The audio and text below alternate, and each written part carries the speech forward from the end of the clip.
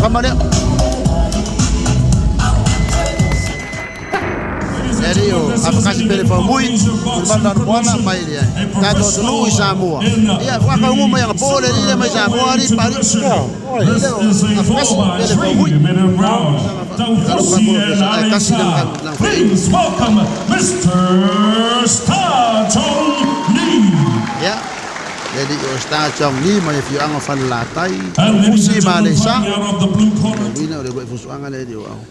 Afakasi Faumui tono ni usila ne. Sa fa pe la bon fa fa le lan fo su tono Samoa ia le wanga i mai au sia le vai tele ise su manu fo wa Samoa ia o mo no fo semping no le ko fe fo so sis su ya pang le ga o Samoa ko ma su ho mo pa na ngi le ko su fo ise si fe malu fo la wanga ia ma kon competition ia le fa so le ngom mai kam ma ko le mea i au fo su ngi ma yo le ma ka po mo fo su anga matala bon su ele sia la fo so le si ya Star Chong Lee le li o Afakasi Faumui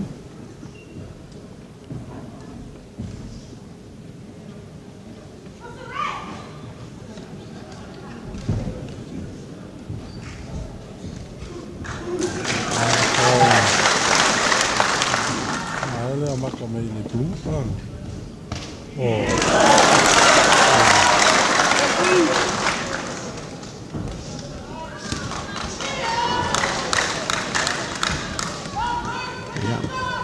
wala ko nga na kumu kam fusu nga ko rin mo kamay dia pero amang may kam makor may ana ya tam fay mayo Star Chong Lee fa pena fo no watu ile li o Faumui ko mo ta ko tu sala o dia de ba walis ya le kuli al plu le confident al plu ya ba ele va ka ni no ko bela kam plu le ya ka ta de le wala kam Star ol me ele ko mai nga fo fusu angan sa fa imane mereka fusi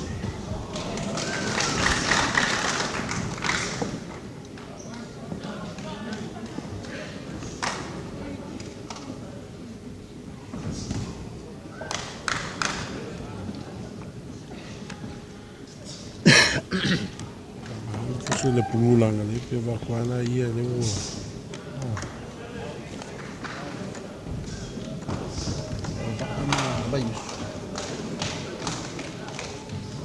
ya ko le au ba amba yus ara ba mo tinha patio pala ka pas ko ka just Palangi verse, you can see that Blue, very confident boxer. I think he's already ahead on the points. I think the red corner is kind of like trying to still suss him out. The blue corner comes with a big reputation from Samoa, and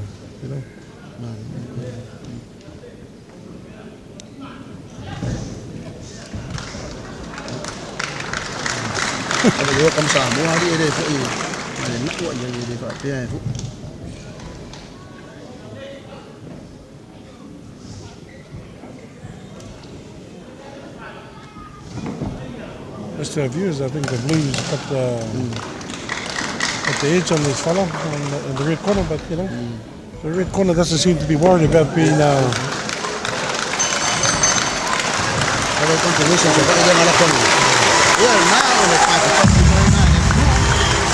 what our friends come to see, Good competition.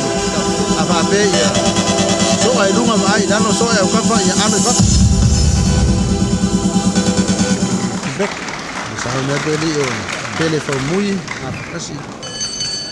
Kota macam orang dua, kalau la fusu angam dia Star Chong Lee. I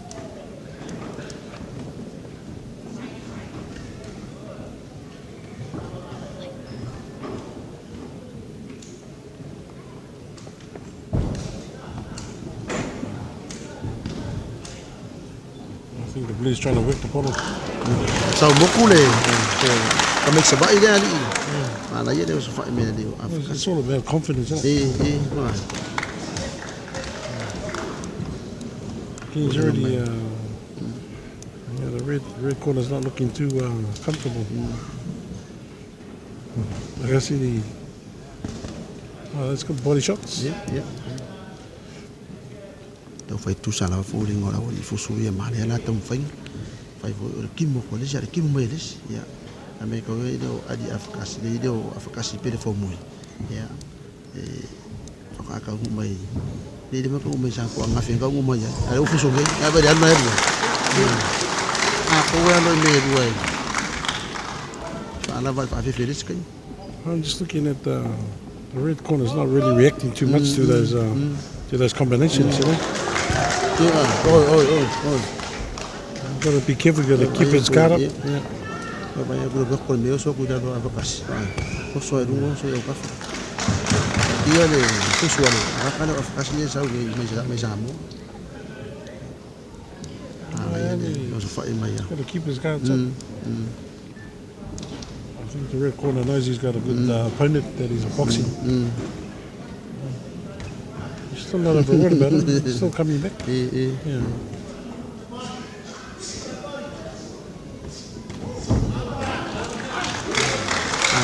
Sampai saya tu, tanggal dulu. Jadi malu lu ada mulakan lah Afakasi. Just setting up all those points as well. Apa ayo dia pilih Afakasi pilih Faumui fusuangan dia. Yeah. See, there's a lot of holding from the red corner. Kau fan winga the red corner, kasi mafola punen dia. Iyo. Kan pilih saya dua poin muka mafa bye. Just the urgency, there's two different, there's one blue going fast there looking for gaps, and the other red just quite happy to throw the odd punch. Yeah, so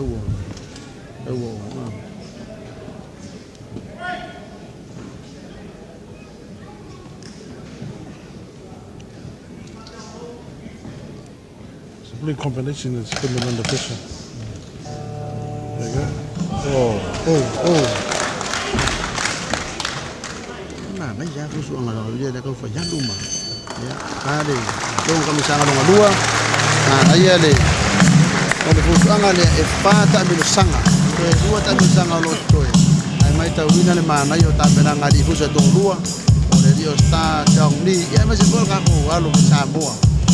Yeah, well you can see the blue side's not really sitting there comfortably, you know, confident that he's doing well. The red corner's sucking air, and I think the blue corner's doing a lot more work. And I'd say the blue corner's ahead for the first two rounds. Mai for kamu faya. Ta jong ni, ta mi sang nong tolu. Au wina le. Suanga le ba. Afakasi pele Faumui mas ta jong ni. Au na tu event pon ni sa boxing promotion. Lang mai la chill cheesesteak. Kau spoke New Zealand. Ta tu le jo 5 tolu ta sipi ai le Samoa News Media Network. Ya male video au production. Ya, coba.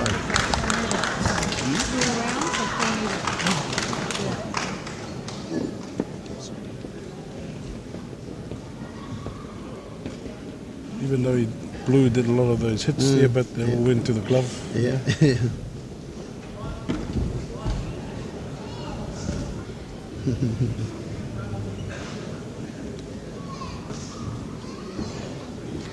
Ya tam fai ngatam fusu lo tau fai fusu ma tam sang nonto ai de isi fo de se fa vai lo fusu pele di leo Afakasi pele Faumui.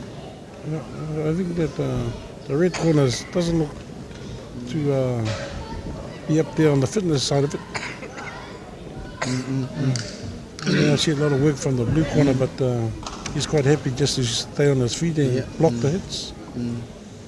There doesn't seem to be much power in those hits either. You know? I mean, it's hard. It's hard in there.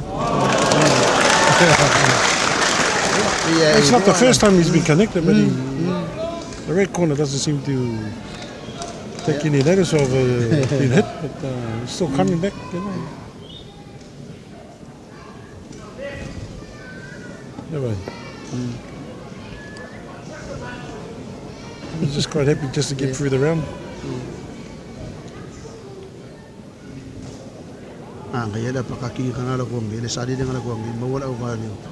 It's not going to be enough. He needs to work really hard. Yeah, na foi la oi ma kaya le le sa ko ko ai no fo le ko makau de pele Foi ya di osta oro fa de foi nga ma ka story mai ma ro pele ko fa Muhammad Ali na ma pe fit como me chama. So I'm saying there's not enough power in the red corner. La vea la bale ido sta I sa o le se power ai They show connect la bale ide foi but you need that in a boxer, you know, even though when it's tough, you don't want to show no going back. Yeah. Was it the Samoan coming out of him? Yeah. But speed fa ka ko de fo I ko pe kinga ina pe kangi sa fo. Yeah, that's a good combination there by the rib.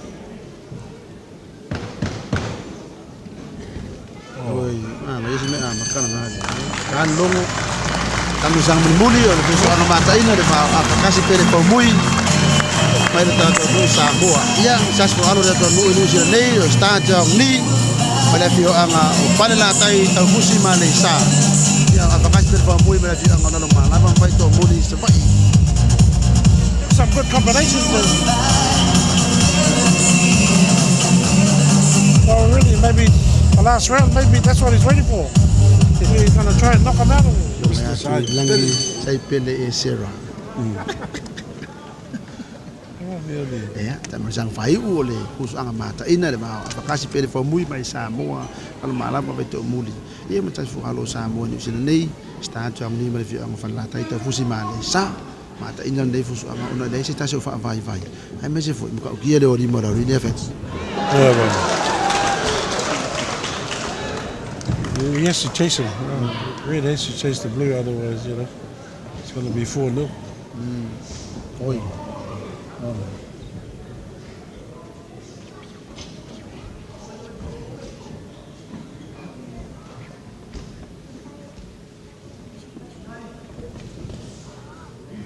Doesn't seem to have the power shot that blue has, you know. Yeah, well, like Scully, maybe. I think that's one thing you see with the Samoan boxers when they get overconfident, they start to, you never know the opposition. They get out of our love at all. You know, always say overconfident. Ai mau se la mau so mo fo dau vai umaro.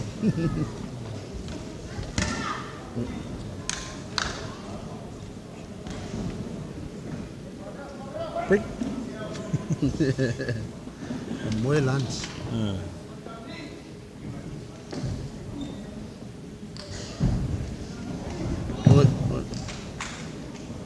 Ori ambro kele ai re do pele. Afakasi. Eso fai mo ayo. Kele foi ai de que kam sang o kia. Ni ko fa sukari mer ko ma do pele de vale ni. Usu. Memang aja lo ko me kai kasi o kui. There's a power. No one more He needs to put that in combination. Ya ka wang fusu. Kamu pe fo zai lo ka le overconfident do. De fusu do pe ngan makamak.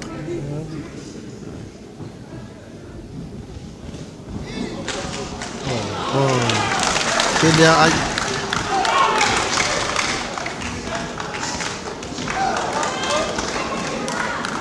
Kele ayo pele ma ga yelo so fa ngan ngai pe man bunga le mai vai le du.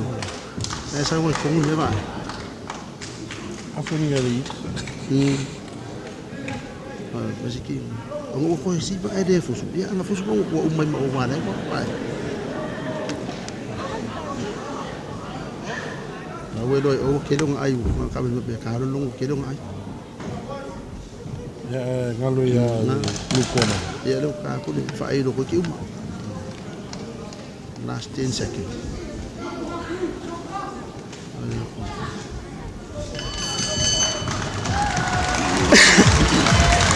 Ya. Vai winner fusu anga mata ina le Afakasi Faumui masta chong ni pat pat mai le tunu e fa te ni so tam pa na ul mane la ta pelang a bet.